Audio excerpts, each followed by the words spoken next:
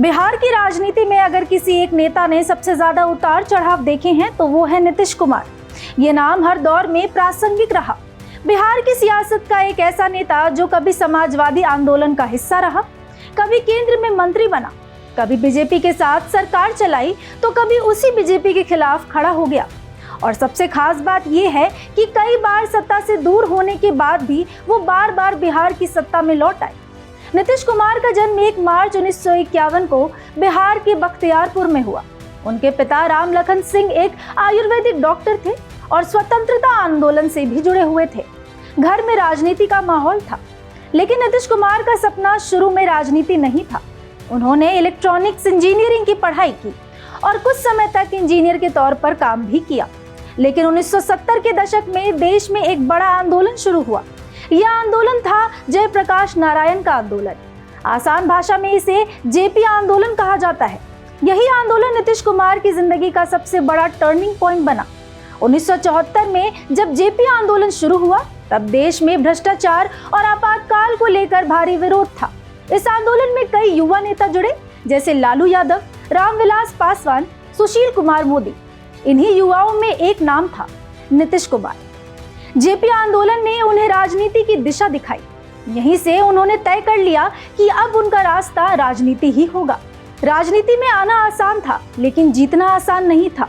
नीतीश कुमार ने 1977 में पहला विधानसभा चुनाव लड़ा, लेकिन वो हार गए। फिर 1980 में चुनाव लड़ा, फिर हार गए। लगातार 2 चुनाव हारने के बाद भी उन्होंने हार नहीं मानी और आखिरकार 1985 में नीतीश कुमार पहली बार बिहार विधानसभा के सदस्य बने। यहीं से उनकी राजनीति की असली शुरुआत हुई। 1989 का चुनाव आया। इस चुनाव में नीतीश कुमार ने लोकसभा चुनाव लड़ा और वो पहली बार सांसद बने। यहीं से उनकी पहचान राष्ट्रीय स्तर पर बनने लगी। वो उस समय जनता दल के नेता थे। इस दौरान देश की राजनीति में भी बड़ा बदलाव हो रहा था। वीपी सिंह की सरकार बनी और इस सरकार में नीतीश कुमार को पहली बार केंद्र में मंत्री बनने का मौका मिला। 1990 के दशक में नीतीश कुमार धीरे धीरे राष्ट्रीय राजनीति में मजबूत होते गए। उन्होंने अलग अलग समय पर कई मंत्रालय संभाले, जैसे कृषि मंत्रालय, रेल और सड़क परिवहन मंत्रालय। लेकिन जिस पद ने उन्हें सबसे ज्यादा पहचान दिलाई वो था रेलवे मंत्री का पद। जब 1999 में अटल बिहारी वाजपेयी की सरकार बनी तो नीतीश कुमार को रेल मंत्री बनाया गया। रेल मंत्री रहते हुए उन्होंने कई सुधार किए, जैसे नई ट्रेनों की शुरुआत, रेलवे इंफ्रास्ट्रक्चर पर जोर, यात्रियों की सुविधाओं पर सुधार। इसी दौरान उनकी छवि एक काम करने वाले नेता की बनने लगी। 1990 के दशक में बिहार की राजनीति में एक ही नाम सबसे ज्यादा ताकतवर था।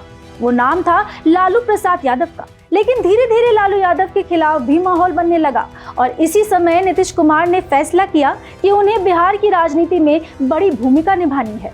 2005 में बिहार में विधानसभा चुनाव हुए। इस चुनाव में नीतीश कुमार ने बीजेपी के साथ गठबंधन किया और चुनाव के बाद वो पहली बार बिहार के मुख्यमंत्री बने। यह बिहार की राजनीति का सबसे बड़ा बदलाव था, क्योंकि करीब 15 साल बाद लालू यादव का दौर खत्म हुआ था। मुख्यमंत्री बनने के बाद नीतीश कुमार ने कई बड़े फैसले लिए। बिहार की तस्वीर बदल दी। सड़क निर्माण, कानून व्यवस्था सुधार, लड़कियों के लिए साइकिल योजना, स्कूलों में शिक्षा सुधार। इन योजनाओं की वजह से उन्हें एक नया नाम मिला, सुशासन बाबू। 2013 में एक बड़ा राजनीतिक मोड़ आया जब बीजेपी ने नरेंद्र मोदी को प्रधानमंत्री पद का उम्मीदवार बनाया।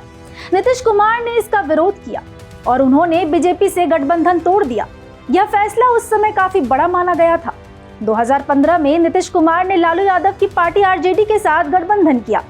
इस गठबंधन को महागठबंधन कहा गया और इस चुनाव में नीतीश कुमार फिर मुख्यमंत्री बने। लेकिन 2017 में उन्होंने अचानक आरजेडी से अलग होकर फिर बीजेपी के साथ सरकार बनाने का फैसला किया। इस फैसले ने उन्हें पलटू राम का नाम दिया। 2022 में नीतीश कुमार ने एक बार फिर बीजेपी से गठबंधन तोड़ दिया और फिर आरजेडी के साथ सरकार बना ली। यानी कभी बीजेपी के साथ, कभी आरजेडी के साथ, लेकिन हर बार मुख्यमंत्री वही रहे। यही वजह है कि राजनीति के जानकार कहते हैं कि नीतीश कुमार भारतीय राजनीति के सबसे बड़े रणनीतिक खिलाड़ियों में से एक है। आज नीतीश कुमार बिहार के सबसे अनुभवी नेताओं में गिने जाते हैं। उनकी राजनीति को लेकर लोगों की अलग अलग राय हो सकती है। कुछ लोग कहते हैं कि उन्होंने बिहार को विकास की राह पर डाला, तो कुछ लोग कहते हैं उन्होंने बहुत ज्यादा राजनीतिक पलटियां ली। लेकिन एक बात तो तय है, करीब 4 दशक की राजनीति में नीतीश कुमार ने खुद को हमेशा प्रासंगिक बनाए रखा और यही किसी भी नेता की सबसे बड़ी ताकत होती है। ये खबर आपको कैसी लगी हमें कमेंट सेक्शन में जरूर बताएं। ऐसे ही खबरों के लिए देखते रहिए भारत एक्सप्रेस।